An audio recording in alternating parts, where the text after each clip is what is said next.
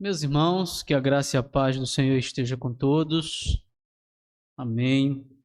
Quero agradecer ao convite do pastor Renato, do conselho dessa igreja, louvando sobretudo a Deus, mas também expressando aqui a minha felicidade de revê-los, irmãos. Deus nos abençoe nesse momento. Quero convidá-los a que vocês abram suas Bíblias no Salmo de número 15. Salmo de número 15, texto no qual eu pregarei nesta noite. Salmo de número 15.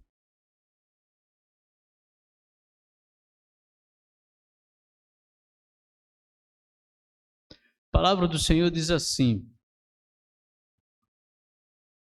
Salmo de Davi.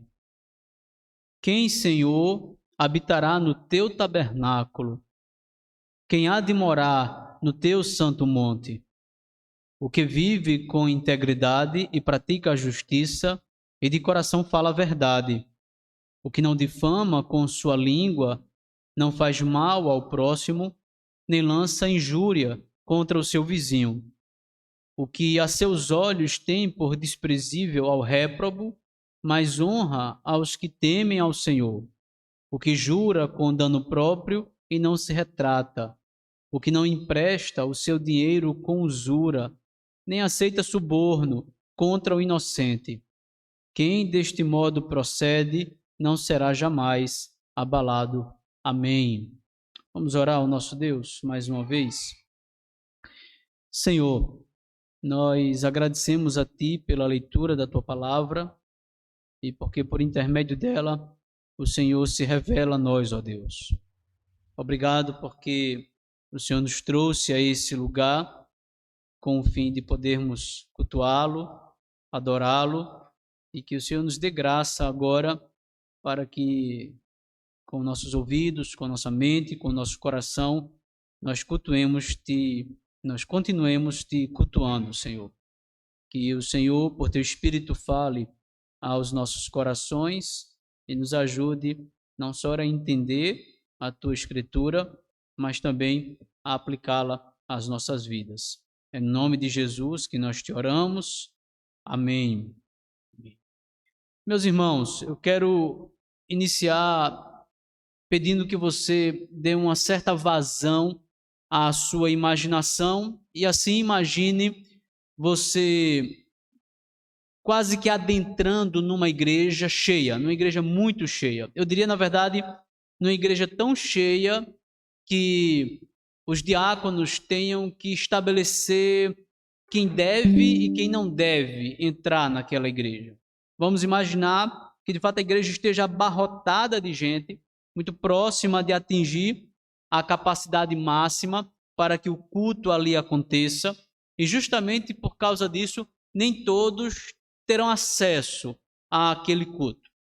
De modo que a junta diaconal, de uma maneira aleatória, escolhe alguns requisitos pelos quais uns entrarão e cultuarão e outros não entrarão e não cultuarão. Requisitos que obviamente não serão preenchidos por todos. Essa é a razão de ser de requisitos, um critério pelo qual alguns terão acesso ao culto e outros não. Pois bem, o Salmo 15 como que fala sobre esses requisitos que dão a uns acesso a Deus, mas não a outros. E uma vez que esse texto põe aquele que tem acesso a Deus no singular, o homem que habitará no tabernáculo, eu diria, por intermédio de quem eu e você teremos acesso a Deus. O ponto é, esse salmo vai mostrar por intermédio de quem e como eu e você teremos acesso a Deus. Mas para entendê-lo, vamos de maneira muito breve lançar nossa atenção para um aspecto aqui retratado não só neste, mas em todos os salmos, para bem da verdade. Toda vez que você olha para um salmo, há pelo menos duas informações que você deve investigar. A primeira delas, muito importante, é com respeito à autoria. E aí há um indicativo, na verdade, acima do versículo 1, Salmo de Davi.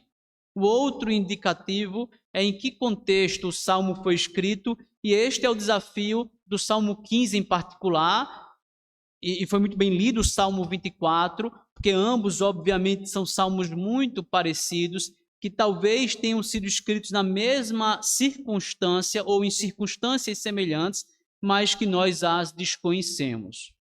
Há, entretanto, não uma terceira informação, mas uma terceira característica de todo salmo que pode lançar luz sobre de que esse salmo trata.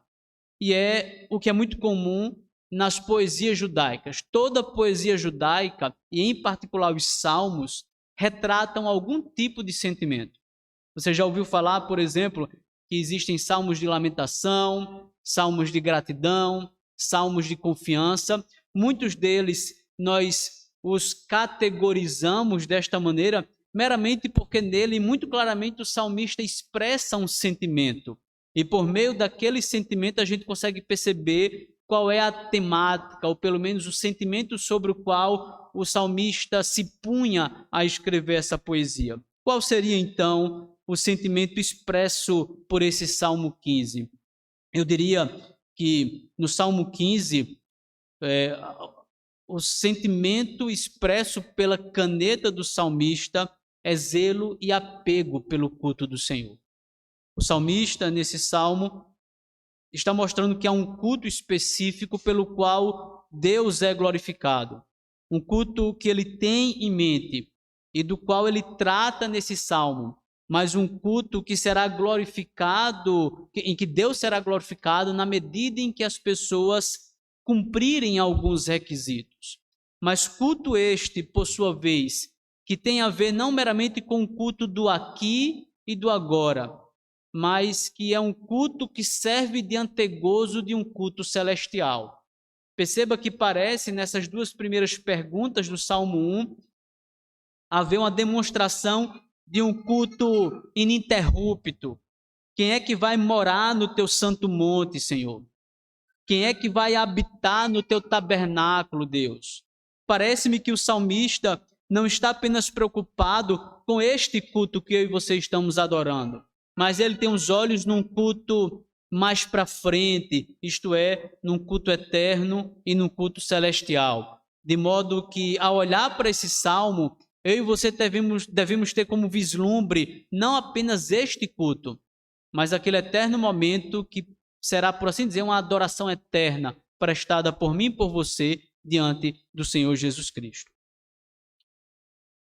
Entender isso é, obviamente, por um lado, ser confortado, ser consolado, mas, por outro, se angustiar. Porque se você olha para essas duas primeiras perguntas, quem, Senhor, habitará no teu tabernáculo? Quem há de morar no teu santo monte? E depois lança os olhos para os versículos 2 a 5, onde o salmista em todo o tempo está dando requisitos como que inatingíveis por mim e por você, nós nos colocamos a nos responder: ninguém há de morar no tabernáculo do Senhor.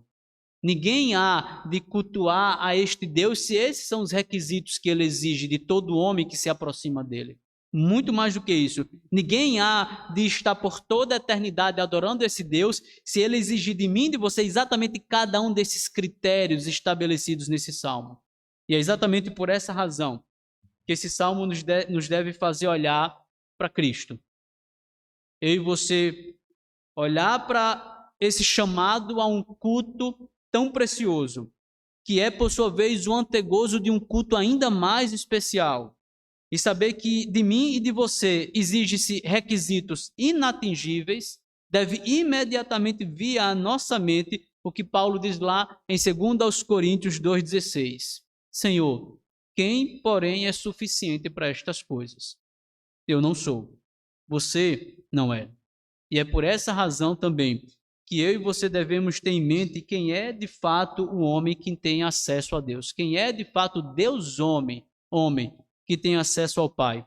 Já que eu e você não atingiremos esses requisitos, já que eu e você seremos rejeitados se friamente apenas esses critérios estiverem em pauta, eu e você não seremos admitidos ao culto do Senhor. Eu e você seremos rejeitados pela junta diaconal, que é colocada à porta para saber quem cumpre e quem não cumpre esses pré-requisitos. Olharão eles para nós, estando eles do lado de fora, e nós também nos manteremos do lado de fora, e a igreja estará totalmente vazia, porque ninguém terá acesso a Deus. Nenhum ser humano, nem eu, nem você, atingirá esse critério por uma razão. Que, como diz o Novo Testamento, todas as coisas são para Cristo, mas também são em Cristo Jesus. Os crentes têm acesso ao culto do Senhor, mas têm acesso ao culto do Senhor, citando mais uma vez Paulo, que a nossa suficiência vem de Deus. Somente em Cristo, irmãos, estando em Cristo, por causa de Cristo, através de Cristo, nosso perfeito substituto, é que podemos cultuar a Deus hoje e cultuaremos ao Senhor para todo sempre. E adiante dessas coisas, irmãos, que eu quero trabalhar hoje, de uma maneira até breve, este salmo, dizendo o seguinte: Jesus é o homem, por assim dizer, o Deus homem, por intermédio de quem eu e você temos acesso ao culto. E por meio de quem eu e você entraremos no eterno culto que prestaremos ao Senhor. Diante disso, eu volto os nossos olhos para o versículo 1. Quem, Senhor, habitará no teu tabernáculo? Quem, Senhor, há de morar no teu santo monte? Eu, você, provocado por essas perguntas, então, eu desejo mostrar que tipo de homem tem acesso ao culto do Senhor. Quem é o homem que tem acesso ao Senhor? Em primeiro lugar, é um homem piedoso. Versículos de número 2 e 4. Perceba que, inicialmente, com essas perguntas como que reverberando no ouvido lá da comunidade israelita que estava cultuando ao Senhor, a primeira característica colocada sobre a mesa por Davi é essa: o homem que tem acesso a Deus é o homem piedoso. E entenda a palavra homem, obviamente, primeiramente como o ser humano piedoso. E então, dito isso, Davi elenca aqui 3 características desse homem. A primeira delas, ele diz: o que vive com integridade. A piedade deste homem é evidenciada na medida em que esse homem se mostra um homem de coração inteiro dedicado a Deus. Ele é um homem íntegro no sentido mais especial dessa palavra. Ele é alguém honesto espiritualmente diante de Deus. A piedade verdadeira, sobretudo, queridos irmãos, é aquela piedade em que se coloca, em que espiritualmente o indivíduo se coloca nu diante de Deus. Ele não tem reservas mentais ou espirituais ao Senhor. A sua espiritualidade não é fingida, até porque ele não pode esconder seus intentos de Deus, mas ele, com sinceridade de coração, com o coração inteiro, com alma voluntária, ele dedica-se ao culto do Senhor. Além disso, Davi vai dizer também que esse homem não só vive de maneira íntegra, mas ele também pratica a justiça. Além de ser íntegro em sua espiritualidade, este homem que tem acesso a Deus é alguém que é justo no seu proceder. É alguém que é reto na sua vida para com Deus. Perceba que se a característica anterior aponta para uma condição de coração, agora essa característica da segunda linha do versículo 2 põe em relevo a conduta deste indivíduo. O coração dele desemboca numa ação, em obras piedosas também. Esse indivíduo, de fato, tem um coração não fingido, pelo qual ele adora a Deus, e isso resulta em prontidão, por meio de ação, em servir ao Senhor. E, por fim, Davi diz que este homem também é um homem que, de coração, fala a verdade. Observe que há uma gradação no argumento de Davi. Este indivíduo é um indivíduo que não só tem um coração dedicado a adorar a Deus, mas que, porque tem como resultado a sua conduta, é uma conduta de dedicação ao Senhor, e isso vem também para o nível verbal do indivíduo, e então aquele homem usa palavras que de fato irão glorificar a Deus. Este indivíduo tem uma vida totalmente dedicada ao Senhor. E por causa disso ele tem ou terá acesso ao culto. Esse homem é um homem que de coração, de palavras e de condutas tem uma vida consagrada ao Senhor. E Davi então diz, é esse um homem que tem acesso a Deus. Isso pode, irmãos, e deve, por assim dizer, ser levado para o contexto do culto público, mas também, obviamente, do culto privado. A adoração desse homem será íntegra, isto é, não falsa, não fingida, não hipócrita. A adoração deste indivíduo será uma adoração que do coração se desemboca na conduta dele e, por sua vez, é expressada também pelas palavras, desde que em privado ele assim o seja. Como alguém já pôde colocar, a liturgia do culto é resultado da liturgia da vida.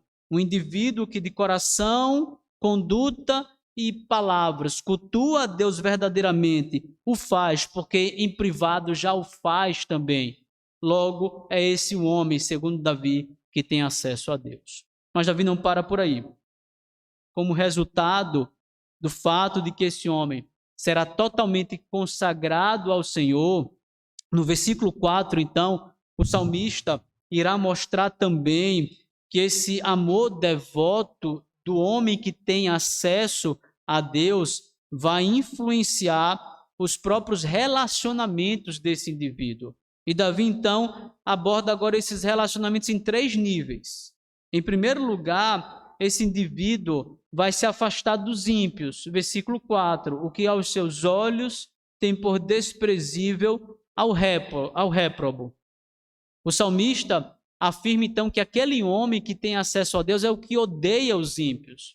Perceba, inclusive, que essa verdade ressoa outros salmos. Eu, em particular, cito o Salmo 4, quando Davi diz ali que Deus distingue os piedosos para si e, como resultado, este piedoso se afasta dos ímpios, como também o Salmo 101, quando Davi promete que limparia Jerusalém dos ímpios. O ponto, então, é o homem que ama a Deus, o homem que em seu coração, conduta e palavras está consagrado ao Senhor, ele se afastará de todos aqueles que Deus reprova. Porque o seu coração, porque as suas obras, porque as suas palavras pertencem a Deus, esse homem odeia os que odeiam a Deus também. Mas há também um segundo nível de relacionamento que invadirá a alma desse homem para que, cumprindo este requisito, ele cultue a Deus. Davi diz logo em seguida, mas honra aos que temem ao Senhor, versículo 4 ainda. O segundo nível é que esse homem, se afastando dos ímpios, ele se aproximará, por sua vez, dos piedosos. Ele odeia os ímpios porque os ímpios odeiam a Deus. A inimizade do mundo, aqueles que são inimigos de Deus, por sua vez, os piedosos são inimigos deles também. Mas aqueles que são amigos de Deus, os piedosos os amam também. Então, o indivíduo faz um primeiro movimento se afastando dos ímpios para, por essa maneira, ter acesso a Deus e, consequentemente, ele vai para a congregação dos justos, daqueles que são piedosos na terra, aqueles que amam ao Senhor. E esse indivíduo, então, porque ama o Senhor, amará também aqueles que amam a Deus. E, por fim, há um último nível de relacionamento, quando ele diz assim, o que jura com dano próprio e não se retrata. Deixe-me colocar da seguinte maneira. Aquele homem que tem acesso a Deus é o que se afasta do ímpio, é o que se aproxima do justo, mantendo então o relacionamento com o próximo, semelhante ao próprio Deus, assim se relaciona. Mas não só isso, ele desce um nível de relacionamento, ele se relaciona consigo de um modo piedoso também. Essa ideia de jurar com dano próprio e não se retratar tem como última consequência o homem se relacionando de uma maneira piedosa consigo mesmo. É um homem que mantém a palavra, ainda que sofra com a manutenção fiel da sua palavra. colocando em termos neotestamentários, é o indivíduo que disse sim e manterá o sim a despeito do que ele sofra. É o indivíduo que disse um não e manterá o seu não a despeito das consequências que isso lhe trará. Ele não está tão preocupado com o seu bem-estar. O seu desejo é ter acesso a Deus e, por meio desse acesso a Deus, cultuar e glorificar a Deus. E como ele sabe que este é o Deus da verdade, ele não negociará aquilo que ele disse. Deixe-me aplicar isso na vida dos irmãos. Em primeiro lugar, veja que esse salmo me ensina a você imediatamente, querido irmão, querida irmã, que o culto aqui demonstrado é algo definitivamente digno de todo absoluto critério. Nós não estamos fazendo outra coisa senão a prática mais santa e celestial, que talvez até os próprios anjos anelem perscrutar. Como um Deus santo é adorado por pecadores como eu e você. O fato, então, de reconhecermos que este Deus santo nos recebe como hoje nos recebeu aqui, a partir de certos critérios que misteriosamente foram cumpridos, mas como eu apontarei no final, não por mim ou por você, mas por um substituto que fez o que foi necessário por mim e por você, mostra pelo menos em primeiro lugar quão criterioso é esse nosso Deus. Ele não aceita um culto de qualquer modo. Como é título de determinado livro, não basta ser sincero. Como o próprio Jesus nos ensinou em João 4, ele está sim interessado em um culto pautado em sinceridade, mas também um culto pautado na verdade. Deus se interessa por um culto verdadeiro e espiritual. E a espiritualidade ali é sim uma adoração não fingida, não hipócrita, mas também é uma adoração baseada na verdade de um Deus que é a própria revelação da verdade. Esse salmo ensina, em primeiro lugar, então, isso a mim e a você. Devemos ter zelo pelo culto do Senhor. Se é Deus, o Deus Santo, o único Deus vivo e verdadeiro, que nos convoca a adorá-lo, e se este Deus é um Deus que não tem nada com o pecado, e ele mesmo diz que não tolera iniquidade associada a ajuntamento solene, a culto, devemos ser criteriosos também. Sim, Deus tem interesse em nosso culto. De um modo que eu não consigo, por razão humana, explicar, ele está interessado no meu culto e no seu culto. Logo, devemos amar o culto do Senhor. Devemos desejar cultuar a Deus. Mas por ele ser um Deus criterioso, um Deus santo, por assim dizer, devemos ser criteriosos também. Devemos reconhecer que este Deus santo merece um culto perfeito. Obviamente que uma vez que eu e você somos pecadores, nós precisamos de um substituto perfeito que nos dê acesso a esse Deus. A despeito disso, quais são os critérios que Deus exige de mim e de você? E essa é a minha segunda aplicação. Deus sim requer de mim e de você algumas coisas pelas quais ele seja cultuado. E à luz desse salmo, em primeiro lugar, se você se considera filho de Deus, você deve ter uma vida santa e piedosa para que o Senhor receba o culto que os seus lábios professam ou presta. Isso obviamente envolve, em primeiro lugar, um coração realmente consagrado ao Senhor. O Senhor está interessado na totalidade, não apenas em parte do seu coração. Ele não quer um coração dúbio, onde uma parte eu estou na igreja, outra parte eu estou dedicado a mim e à minha vontade. O que é necessário, querido irmão, é que você, em inteireza de coração, dedique-se ao Senhor. Mas não só isso. Ele deseja também, visto que ele é um Deus interessado em o que você faz, que as suas obras sejam vivenciadas por você de maneira reta e justa. Sim, o nosso Deus, por ser santo, ele quer que você seja santo. Ele quer que no culto você retrate essa justiça nas suas obras, mas em terceiro lugar, nas suas próprias palavras. Assim como seria absurdamente inaceitável você se achegar diante de uma pessoa importante e poderosa, de qualquer modo, ou fazendo obras irreverentes, ou mesmo com palavras impuras, e aquele indivíduo não aceitaria a sua presença, muito mais o Deus dos céus e da terra. O Criador, que é o único Deus vivo e verdadeiro. Ele está interessado, em primeiro lugar, na totalidade do seu coração, mas também que suas obras e as suas próprias palavras sejam santas e puras. Como eu disse anteriormente, isso indica que você deve fazer deste momento, o culto público, apenas uma consequência inevitável do seu culto diário. Que a sua liturgia da vida influencie a liturgia deste culto e que o que acontece aqui seja um resultado do que acontece lá fora. E assim, seu coração, suas palavras e as suas obras aqui sejam justas e retas diante desse Deus que merece não outra coisa senão inteireza de coração. Mas além disso, alguém que tem acesso a Deus à luz deste salmo é alguém que também ama ao Senhor sobre todas as coisas. Obviamente que falar de um coração inteiramente dedicado a Deus é falar de um alguém que ama a Deus sobre todas as coisas. Mas aplique isso especificamente quanto às suas amizades, quanto aos seus relacionamentos. Não se espera de você, um crente, que ama ao Senhor sobre todas as coisas, que tem um coração totalmente dedicado ao Senhor, que se afaste daqueles que são profanos e ímpios e odeiam ao seu Deus. Eu não estou dizendo para nós inaugurarmos uma nova comunidade EMES, ou para que você se afaste de todas as pessoas que não servem a Deus. Não, não é isso. Mas para que você seja mantido no santo culto de Deus, que retrate o seu amor maior, o amor por Deus, você deve manter certa distância daqueles que odeiam ao Senhor.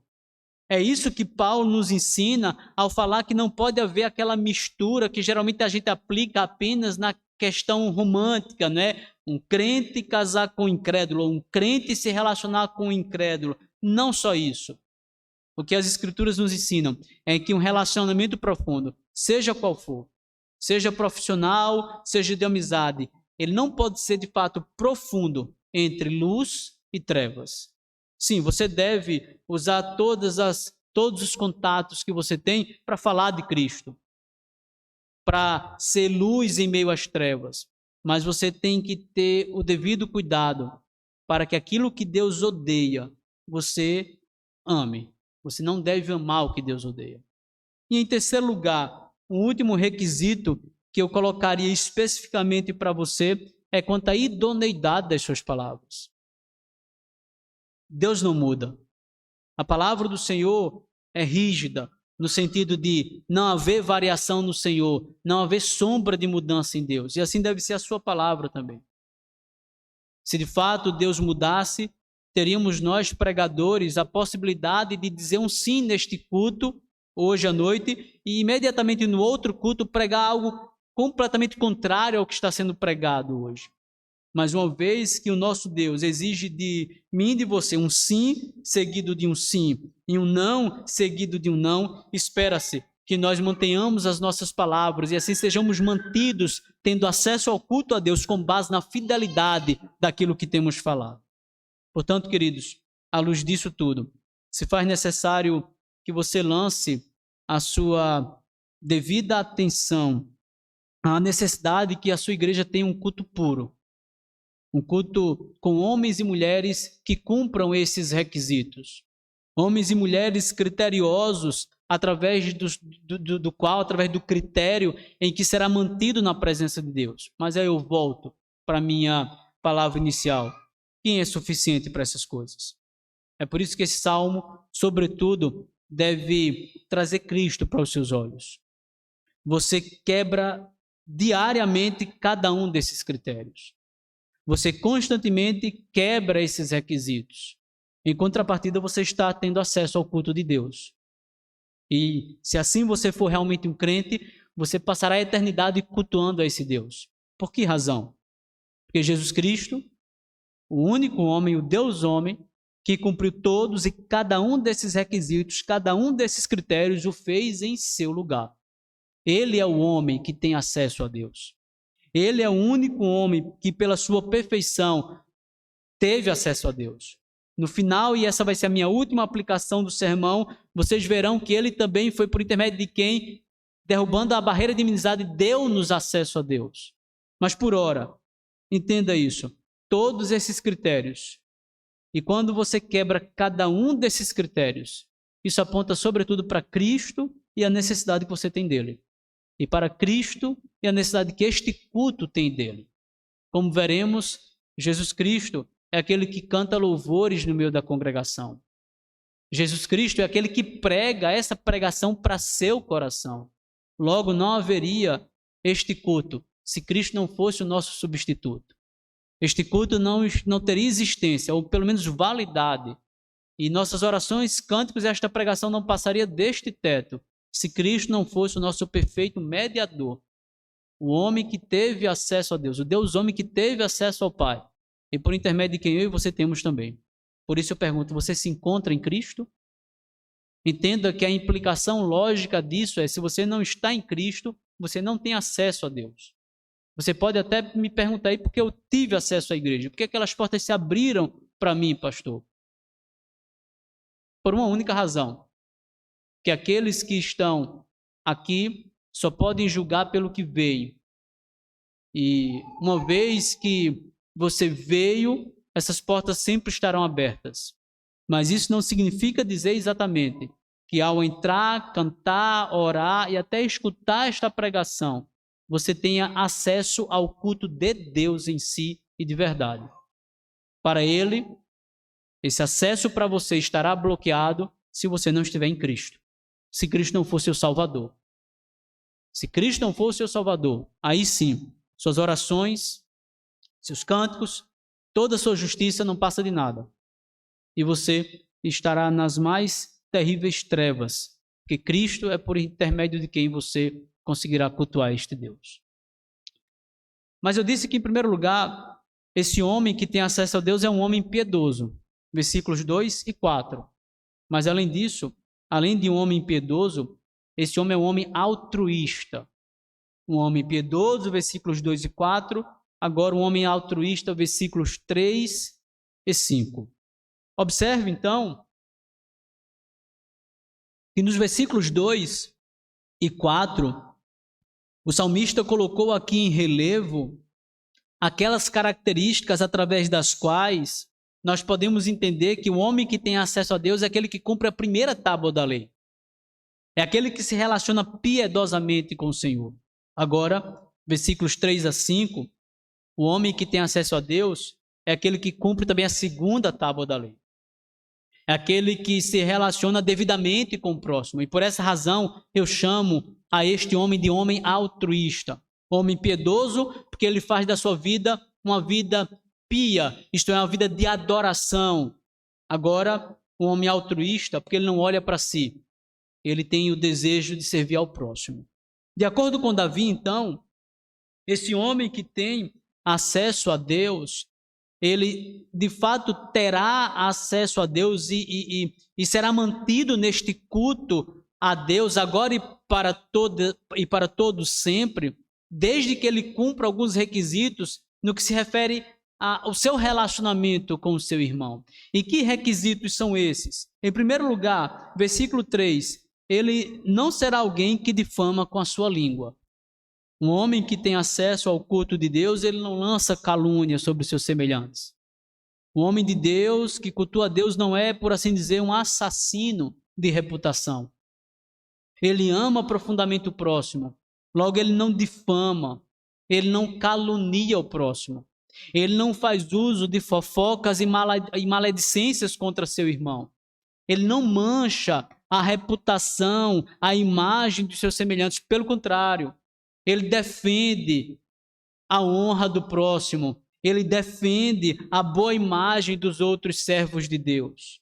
Mas, em segundo lugar, Davi diz, ele não faz mal ao próximo, nem lança injúria contra os seus vizinhos. Se, em primeiro lugar, não lançar calúnia, não usar a penumbra da situação para falar mal do próximo, isto é não falar do próximo na ausência dele, não lançar injúrias contra o seu vizinho, é não falar coisas pecaminosas na frente do indivíduo em si.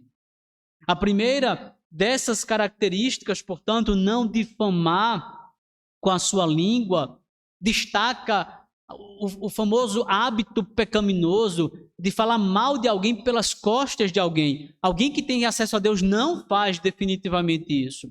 Mas agora, essa segunda característica destaca o fato de alguém não falar injúria olhando no olho do seu vizinho, do seu próximo, do seu irmão.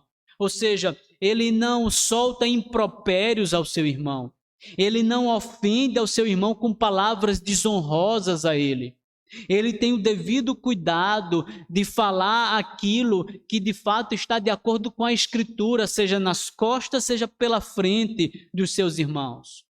Ambos os requisitos se restringem, percebam, à fala do indivíduo. Ele é cuidadoso com a fala. Perceba que isso tem vínculo com o que vimos anteriormente. Ele de coração fala a verdade. Um homem piedoso é um homem amante da verdade. Portanto, da sua boca só saem palavras verdadeiras, pautadas na verdade, que tem a Escritura como a bendita juíza do que ele fala. E por essa razão, então, ele não vai falar em verdades contra o seu próximo, e quando for necessário falar verdades relacionadas ao seu próximo, ele falará na frente do seu irmão e falará de um modo amável e com compaixão, e não injúrias.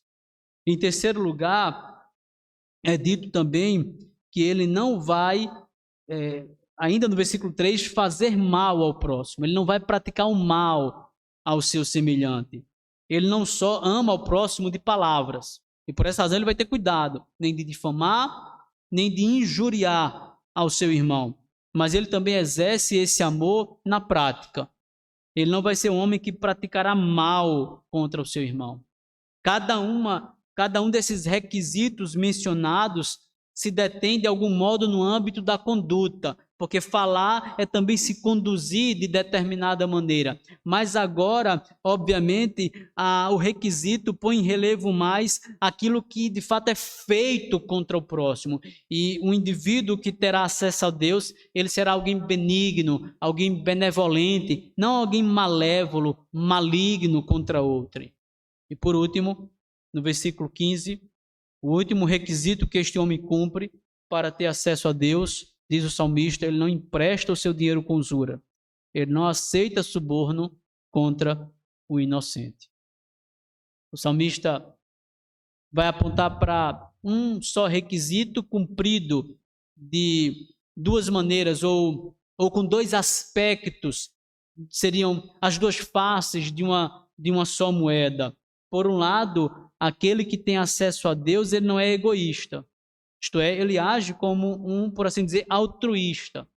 Quando é necessário que ele empreste dinheiro, ele o faz. Ele não é alguém ganancioso. Ele está disposto a ajudar o próximo. Ele vê crentes em necessidade e ele estende a mão. Ele não é alguém que trabalha e enriquece olhando apenas para o seu umbigo. Ele está preocupado com os pobres e os necessitados da comunidade. Mas não só isso, ele não é injusto. Ele age com retidão em favor do seu próximo.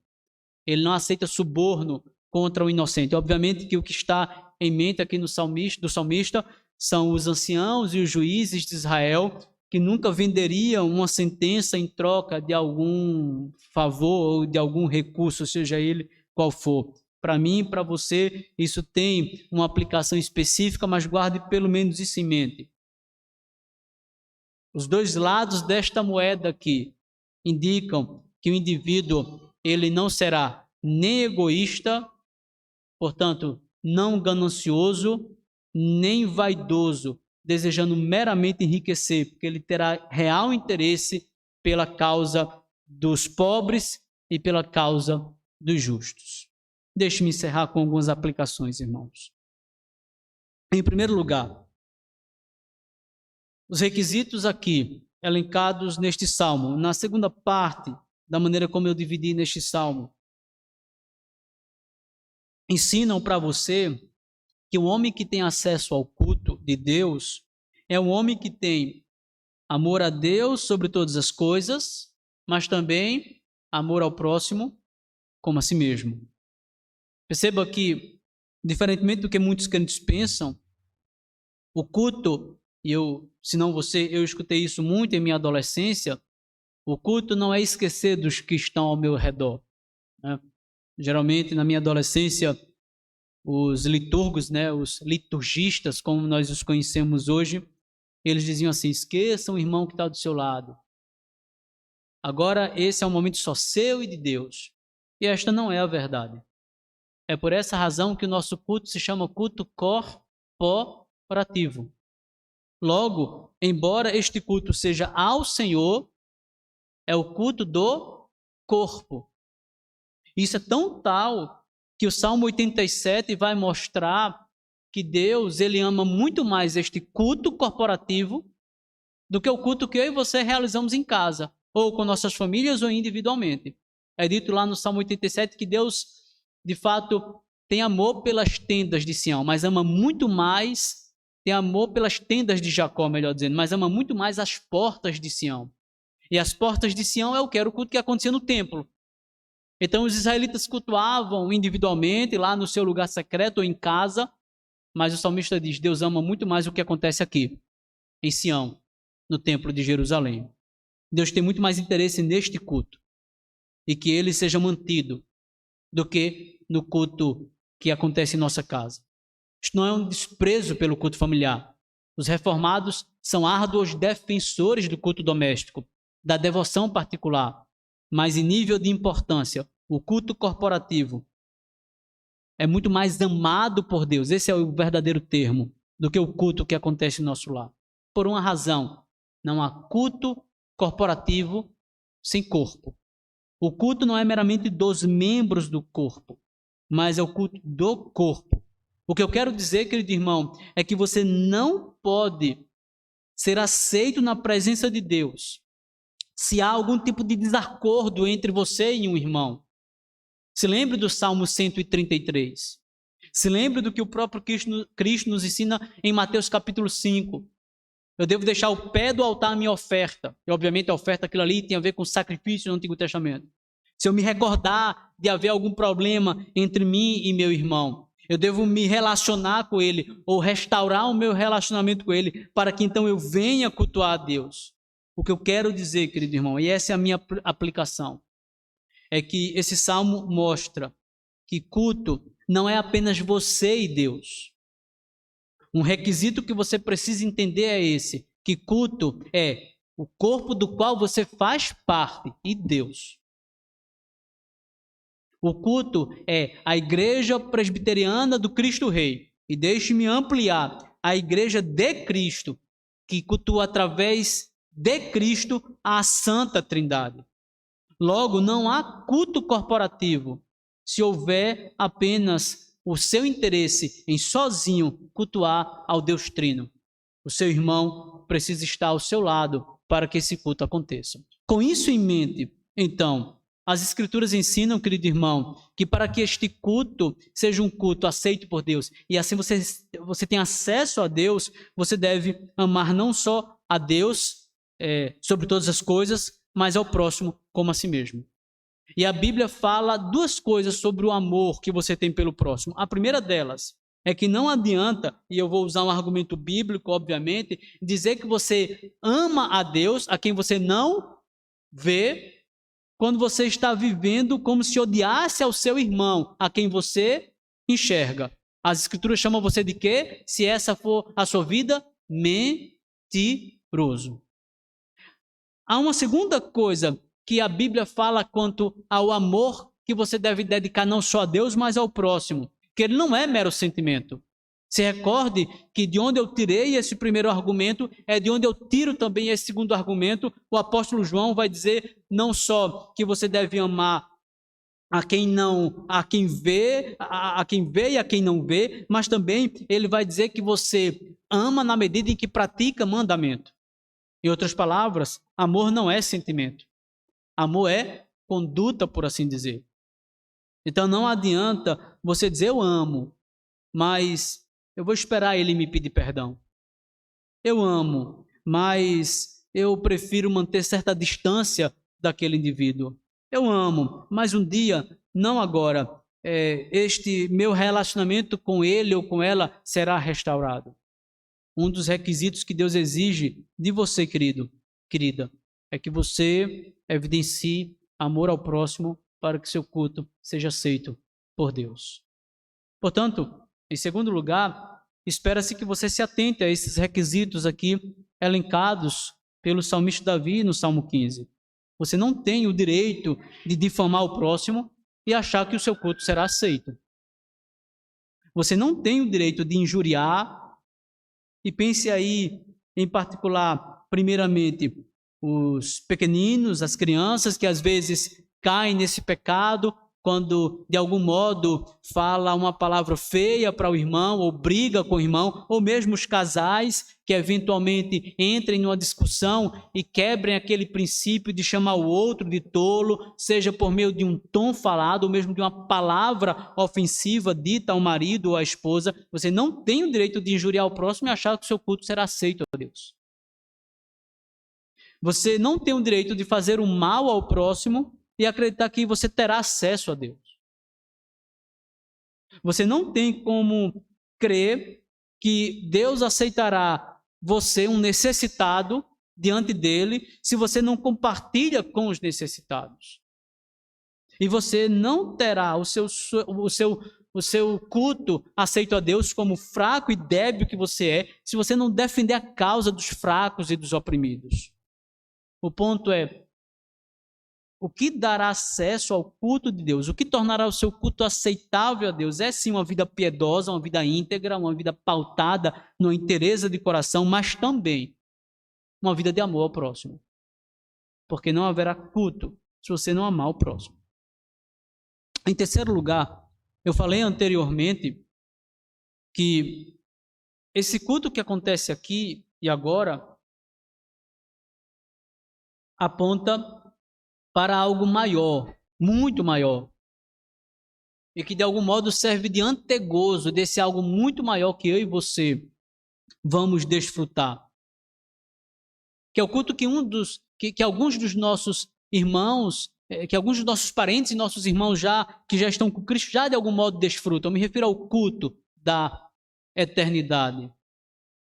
Obviamente, entrando aqui numa questão rápida, teológica, para que não fique dúvidas, haverá um estado final. Mas o ponto é, de algum modo, há muitos irmãos nossos que estão glorificados e cultuando a Deus perfeitamente. E haverá um dia que eu e você estaremos reunidos com eles, cultuando a Santa Trindade, olhando Cristo face a face. Este culto aponta para aquele culto. Este culto é um antegozo daquele culto. O ponto é, meus irmãos, quando você se reúne para cultuar aqui, você está desfrutando de uma nesga, usando aqui uma palavra que Calvino gostava, de uma nesga, de uma fagulha, de algo que será grandioso por toda a eternidade. O que acontece aqui exatamente, nesse momento de adoração corporativa ao Deus Trino, é um pouquinho, é aquele gostinho de fim de festa, mas que aponta para uma grandiosa festa, da qual iremos desfrutar na Jerusalém celestial. Portanto, aquele que tem acesso ao santo culto de Deus, aqui e agora, na adoração corporativa, precisa indicar, e em particular à luz dos dois verbos que eu indiquei aqui, quem, Senhor, habitará no teu tabernáculo? Quem, Senhor, vai morar no teu santo monte? Não é ficar 2 horas no culto. Quem vai morar no culto? Quem vai fazer habitação no lugar onde o Senhor é cultuado? Quem? Perceba, o acesso que eu e você temos aqui a esse lugar precisa apontar para o acesso que eu e você teremos para aquele lugar onde estaremos por toda a eternidade cultuando a Deus. O desfrutar disso aqui agora precisa ser para mim e para você um vislumbre, apenas um vislumbre, um antegozo, por assim dizer, de algo muito maior que provaremos por toda a eternidade. O dia em que pisaremos na Jerusalém celestial ou no paraíso restaurado. Isto é, se você tem tido, querido irmão, a bendita, magnífica, maravilhosa e incomparável oportunidade de cultuar a Deus a cada domingo, isso precisa ser para você um indício de que você vai provar ainda algo melhor do que isso. Algo maior do que isso. Nesse caso, espera-se que você conforme a sua vida ao que está acontecendo exatamente neste momento no reino celestial. E o que é que está acontecendo nesse exato momento no reino celestial? Um Deus Santo está sendo perfeitamente cultuado por seus irmãos que já foram totalmente santificados, cujo grupo de louvor são os santos anjos de Deus. E esse Deus Santo, agora, enquanto eu e você cultuamos imperfeitamente, está sendo perfeitamente cultuado nesse templo celestial. Espera-se que não só este momento, mas a sua vida diária reverbere essa verdade, reflita essa verdade, pregue sobre essa verdade. A sua vida e este culto não deve ser caracterizada por outra coisa, senão principalmente pela santidade. Como isso será possível se você e eu somos pecadores? Eu volto para Cristo. Se e somente se você estiver em Cristo Jesus. Ou seja, para todas essas coisas, para todos esses requisitos, para todas as suas debilidades e fraquezas, para todas as suas imperfeições, Cristo é suficiente. Ele é a nossa suficiência. Ele é o homem que teve acesso perfeito a Deus por sua própria justiça. E é por intermédio dele que eu e você temos acesso também. E há pelo menos 3 coisas que eu quero dizer, encerrando, que são provas cabais de que Cristo é suficiente para você. Em primeiro lugar, se recorde que quando Cristo diz está consumado, o que é que acontece no templo? O véu se rasga de alto a baixo. E o verbo que é usado ali para rasgar-se o véu é o mesmo verbo que aparece quando Jesus é batizado e os céus, por assim dizer, se rasgam. Mas o que é que acontece naquele exato momento? É Jesus quem vai até o céu? Não. É o Espírito Santo quem vem até ele. Então, eu me aproprio deste argumento de um teólogo muito famoso em nossos dias, quando ele diz, este é o movimento do culto. Não é exatamente você indo até Deus. Isso é emocionante. É Deus vindo até você. Obviamente que você veio até Deus, mas o seu culto só tem validade e só é recebido por uma razão. Porque o Deus, homem, Cristo Jesus, desceu do céu, encarnou, portanto, para que, trabalhando no seu lugar, cumprindo a lei no seu lugar, sofrendo e morrendo no seu lugar, pudesse fazer com que a barreira da inimizade existente entre você e Deus caísse por terra. E então, não exatamente você entrasse no Santo dos Santos. É por essa razão que aqueles cantos que dizem que nós temos acesso ao Santo dos Santos estão errados. A verdade exatamente é o contrário. Deus saiu do Santo dos Santos e veio até mim e você. E somente por essa razão, eu e você temos acesso a Ele. Agora, Deus habitou entre nós. Agora Deus fez morada entre nós. E é por essa razão que eu e você podemos habitar com Ele e morar no santo monte de Deus. Segundo argumento, fundamenta-se em 2 textos bíblicos, com os quais eu encerro a minha pregação. Primeiramente, em Romanos 10, versículo 14, que diz, como, porém, invocarão aquele em quem não creram? E como crerão de quem nada ouviram? E como ouvirão, se não há quem pregue? E esse texto, a segunda pergunta, poderia ser melhor traduzida se algo parecido com: e como crerão se não estão escutando a ele? Aqui, o que Paulo está dizendo é que Cristo prega quando o pregador prega. Quando o pregador é fiel, quando o pregador é bíblico, é o próprio Cristo pregando para o seu coração. E não só isso. Hebreus 2,12. Quando, falando sobre Cristo, no meio dos seus irmãos, o autor diz assim: aqui é Cristo e o Pai numa santa conversa, e Cristo, o Filho, diz ao Pai: a meus irmãos, veja, ele chama você de irmão, a meus irmãos declararei o teu nome. Em outras palavras, eu pregarei para meus irmãos. Cantar-te-ei louvores no meio da congregação. Cristo não só prega, mas Cristo canta conosco. E é isso que dá validade ao meu culto, ao seu culto. Não outra coisa, não a minha perfeição, não a sua justiça, mas a perfeição e a justiça de Cristo é que possibilita que eu e você cultuemos e o nosso culto seja aceito por Deus. Concluindo, queridos irmãos, um dia eu e você chegaremos na Jerusalém Celestial, na igreja triunfante, deixe-me dizer assim, repleta de pessoas. E ali você vai chegar e imagine-se sendo perguntado: por que você deve ter acesso à igreja triunfante? Por que você tem acesso? Por que eu devo dar a você acesso ao culto eterno do qual você fará parte? Qual será a sua resposta? Há duas possibilidades. A primeira é você lembrar apenas das letras do Salmo 15 e dizer assim: Senhor, eu atendi todos os requisitos que eram necessários.